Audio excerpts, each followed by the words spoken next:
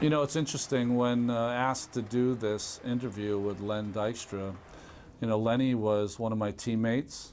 I spent many years with him, and I was very nervous. Nervous because of the unknown. He's a very different kind of character, but I also have tremendous love for him in a strange way because, you know, he always came through. He was always that guy that backed it up. He could be innocent and a great guy to be around at some points. He could be repugnant in some ways. And I was hoping that we could find the brilliance of his play on the field with how he is off the field. He walks us through his steroid use. He walks us through being in jail. And it's a real riveting American drama and tragedy all at the same time.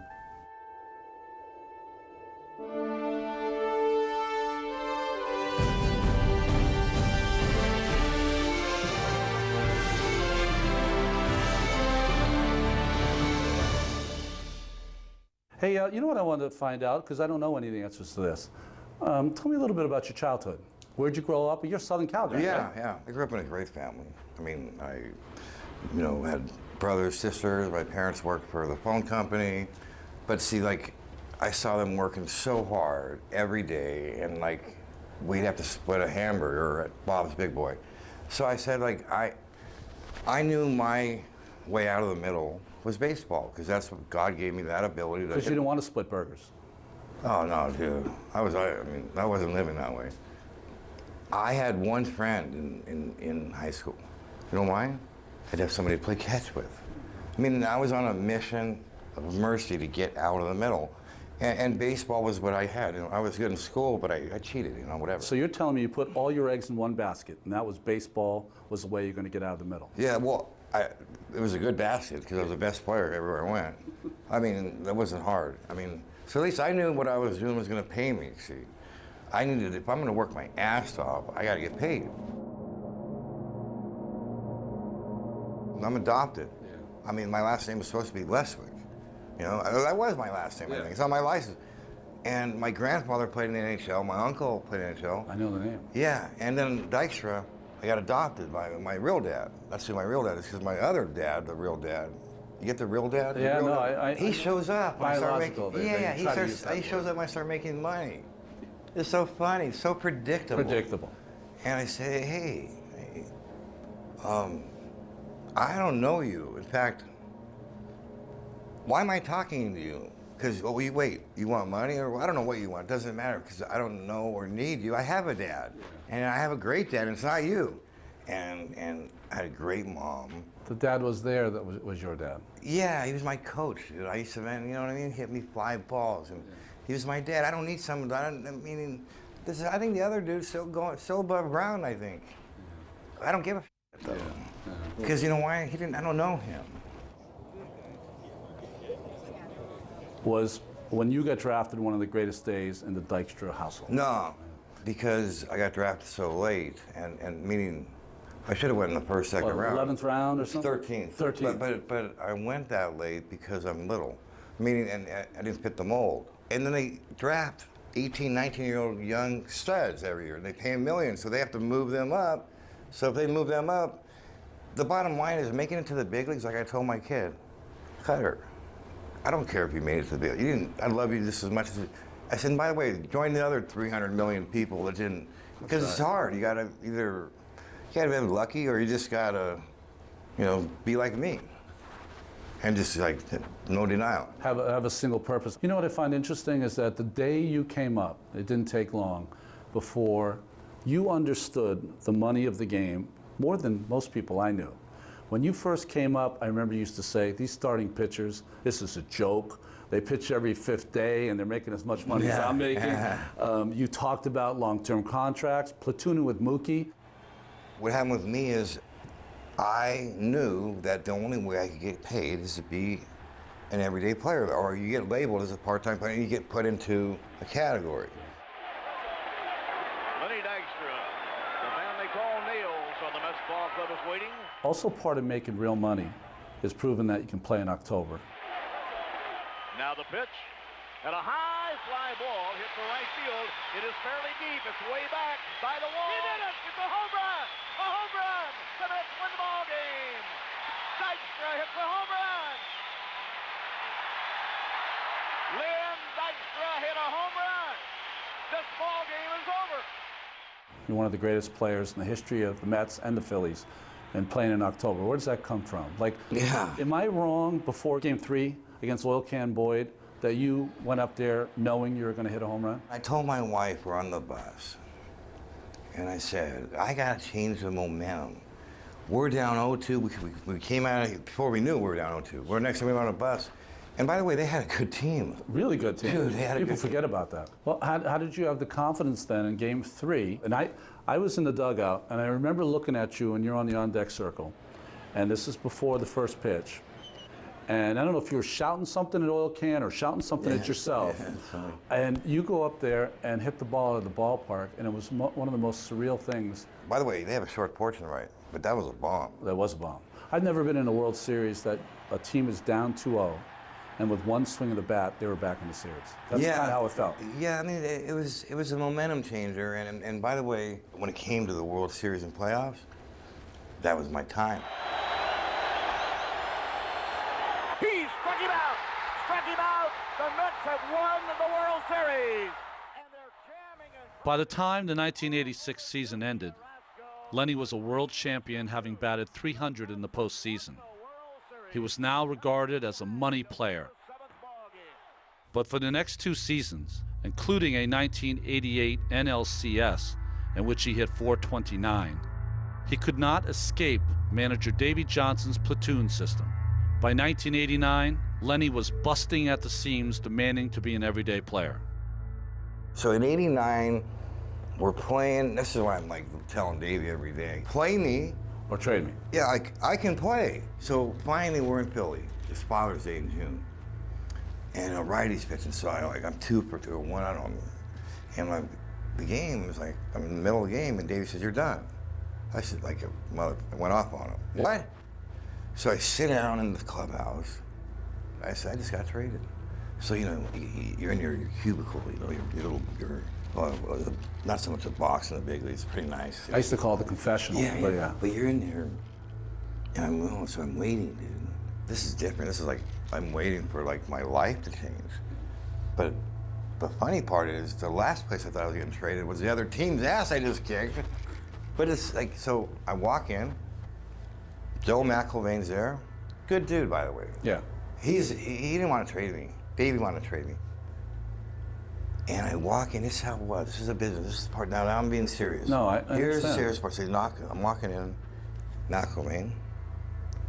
We want to thank you for your services. You helped us win a World Series. You've been a great player for us. We traded you to the Philadelphia Phillies. I said, well, okay, I get the trade part, but you mean the team, like, what, do I walk over the other dugout now? Like, I don't know, it was weird. Yeah. I said, I mean, because, like, I said thank you, actually, for trading, but I mean, I hated leaving New York. I said, now you got me on your team, we're going to win. Okay? Because hey, that's what we do. I win. That's what I do.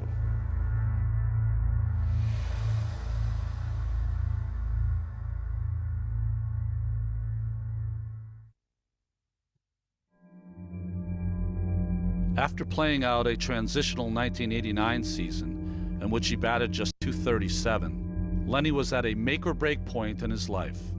The Southern California kid who once dreamed of making it out of the middle class was now entering the last year of his contract. A big payday was hanging in the balance. I knew, and I remember Lee Thomas, the general manager, said, look, it's the first time that you've played every day. We think you're our guy. You're going to get the whole year. 1990, we're going to give it to you. You don't have to worry about looking at the lineup like I did with Davey, you know, walking in there and having to look at the line. He wouldn't even tell you Davey before, you know. But whatever. Or if the lineup was up, sometimes it wasn't. Yeah, up. it wasn't even up. So anyways, I now know that 1990 is going to determine whether I'm going to be a millionaire and take care of my family and live a life where I get to make the decisions and I don't have to take orders. Because I don't do good at taking orders. I don't like, but I still have control of my destiny. So what I do is... And you got 1 year to do it. Yeah, I know 90's it, dude. I mean, that's the year. So I remember saying, what am I going to do? What happened? Well, I remember what happened. Like I said, I know how to hit, but I didn't have the physical thoroughbred strength and size to last. So I lived in Mississippi, but people live there, by the way. Yeah, in Jackson. Yeah, they live. There's people there. That's what I remember. So, and I go to the library, and I started looking up this dude. Remember that dude that got Ben Johnson? That's right. The first dude Canadian sprinter. The first one to get like with steroids. So I go back home and I call this hillbilly doctor in Mississippi out of the Yellow Pages, and I explained to him just like I'm explaining to you. I swear on everything I love, this is how it went down. I tell him, look, I got a chance to make millions of dollars. What can I do? What can you? I didn't know anything. How can you help me? He said, I can give you something called steroids.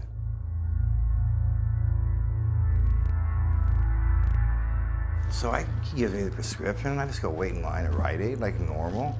No big deal. He says, when you get the pill, come back, I'll show you how to inject it. I said, what inject? Like, because I wasn't in needles and went through that. Yeah, no one's very good with But it didn't matter, dude. You know why? My life was on the line. You know what I mean? Meaning that's how I looked at it. My life's on the line. Okay, so if I have to put a pin in my ass, it gives a... So there was never a point of view where you said, I don't know if I should do this. No, never once. Oh, man. So the guy in Mississippi teaches you how to inject it. And I hire a trainer, okay. And I'm on a mission, dude. I work out hard, okay? Hard. So I put the work in with the drugs, and I walk into spring training like a Greek statue. And I'm ready to just get it on. Bring it. So you went from 89, where you're 150-pound Lenny Dykstra. Now you're on top of the world. Well, now here's what happens. Okay. I'm hitting 400 in June. I'm on the cover of Sports Illustrated. Really? Coincidence? I think not. Of course not. And I lead the league in hits. I don't want you to talk about anybody except yourself. But so you'd make the decision that you're going to go down the road. It was about winning. So we did what we had to do to win, and that was the end result. I got so it. what we had to do to get there, we made our team, the 86 team, look like milk and cookies. That's what like, I've heard. That's oh, what come I've on. heard. Like, That's what I've dude. heard. I mean, you didn't play, out-drug it. I mean, did I want to, like, become dependent on Vicodin pills and like be controlled by a little pill? No, I didn't know that was going to happen. I just thought I reinvented the wheel. Like, I see my teammates drinking 15, 20 beers after a game to take the pain away, because, you know, you're playing hard. We're playing every night. Playing on the carpet. So I tell my trainer, like, I can't drink that much. I got to lead off. I mean, like, is there something? Give me this little pill.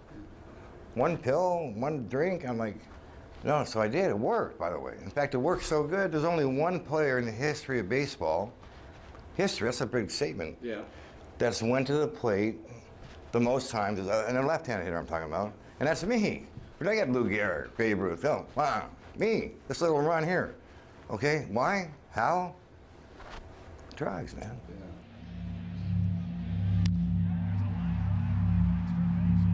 Yeah. It was about winning, but it's about money. Well, I was on a mission to get paid.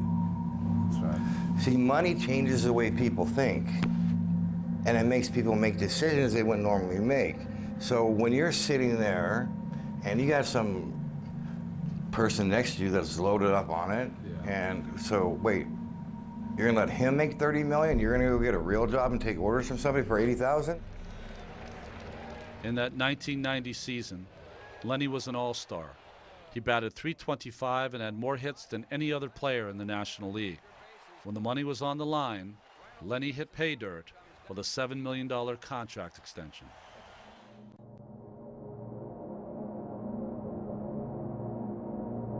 In 1991 was kind of rough, meaning I came out of gates hitting 350 or something, the same, and we're at John Kruk's bachelor party. Yeah. Wrapped my car around a tree. The result of Lenny's car crash in May of 1991, broken ribs, a broken collarbone, a broken facial bone, second-degree burns, and a DWI on his record.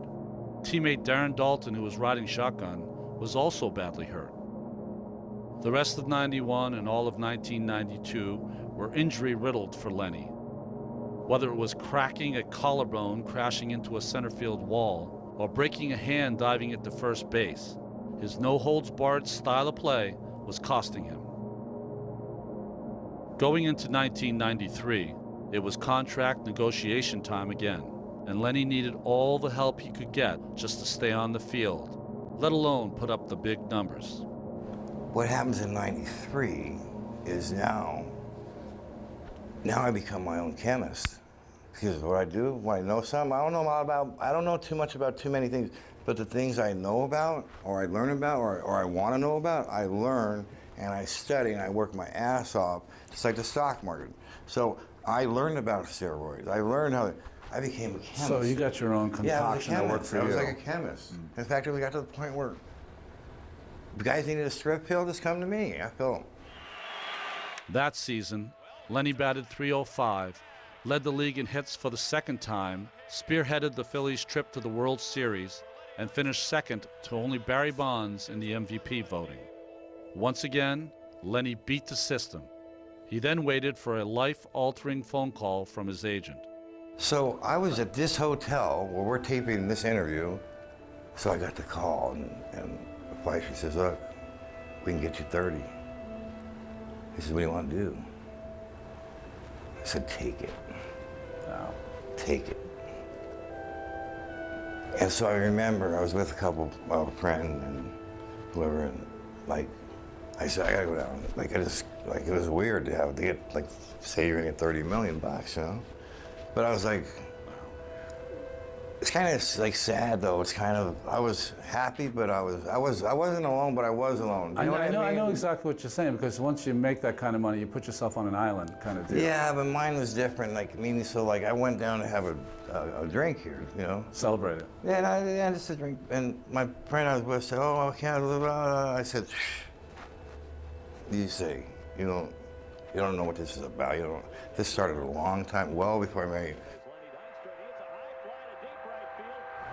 Do you think Lenny Dykstra, without steroids, is able to survive a 160-game season? That's a great question, because it's a simple answer. No chance. Wow. Not because I don't know how to play. You don't forget how to hit, but when you're physically not capable, you have to create it. I mean, they work. Yeah. And when there's money on the line, they're asking me about cocaine and this and that. No. Steroids.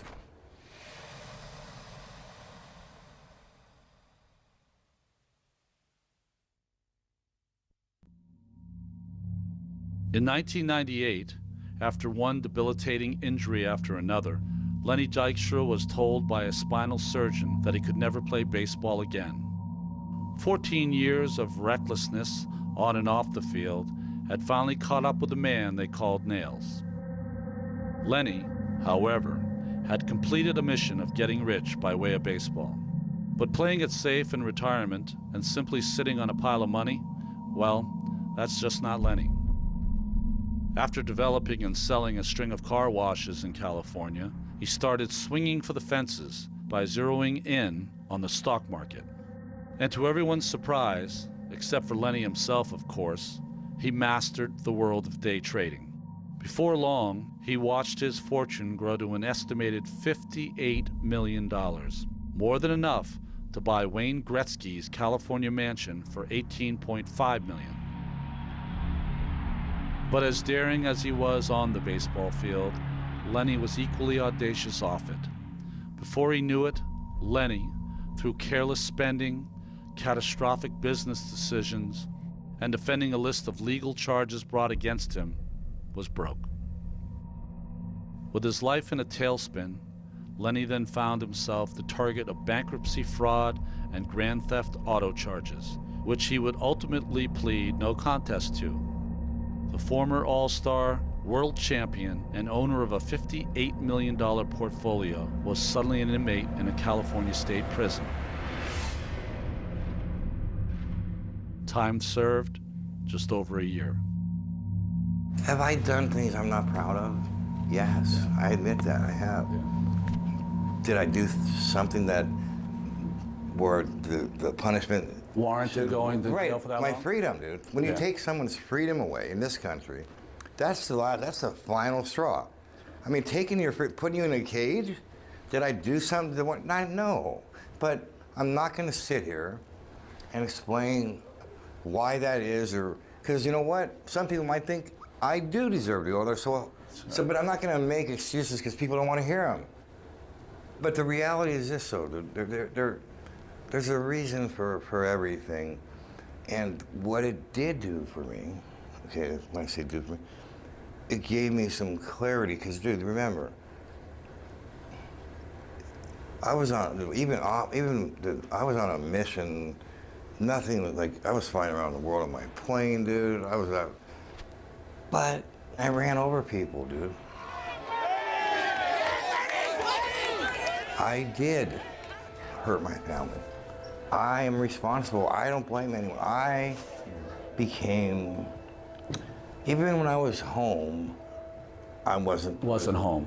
because it was the money, dude. The money, it all became more, I became addicted to the money. I wanted more money. You were chasing it. Am I happy I went to jail?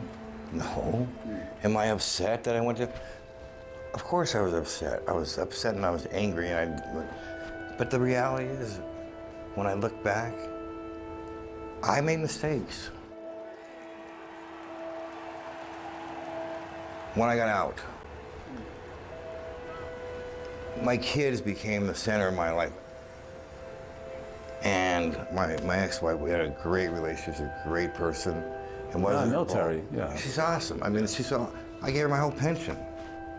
I mean, Yeah. it's not about, I didn't give it to her, she deserved it. Yeah.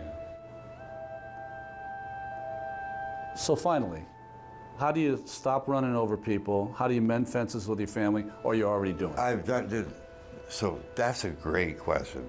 So, you know, money, it's not a bad thing. We all need money.